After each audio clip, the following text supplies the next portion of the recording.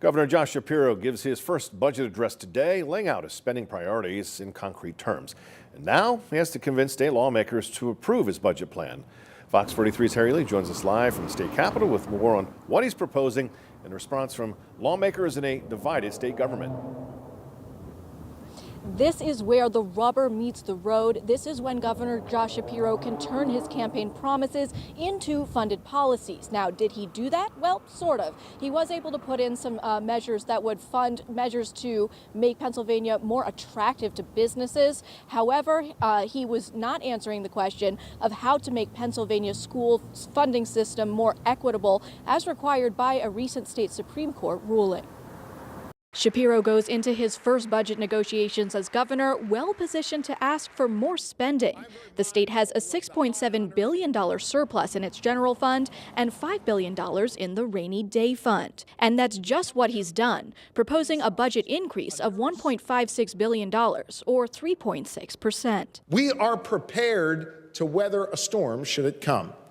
And we can also afford to make critical investments for the good people of Pennsylvania right now. The proposed budget would put a big chunk of those investments in education, from pre-K to college and tech schools. The Wolf administration ended its final budget last year with a historic $1.8 billion increase in education funding. Shapiro's proposed budget would increase that by close to another $1 billion.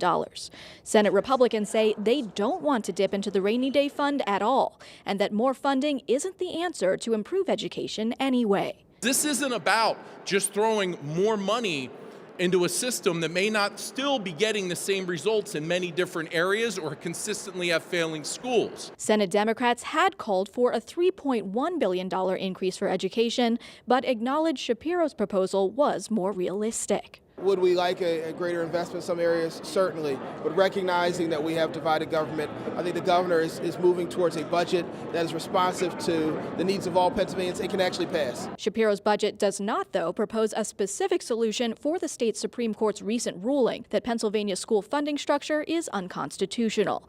That, he says, will take time and cooperation. But it's clear that this is not a simple task. It's not something that any one branch of this government can do alone. And let's be honest, it also can't be fixed overnight.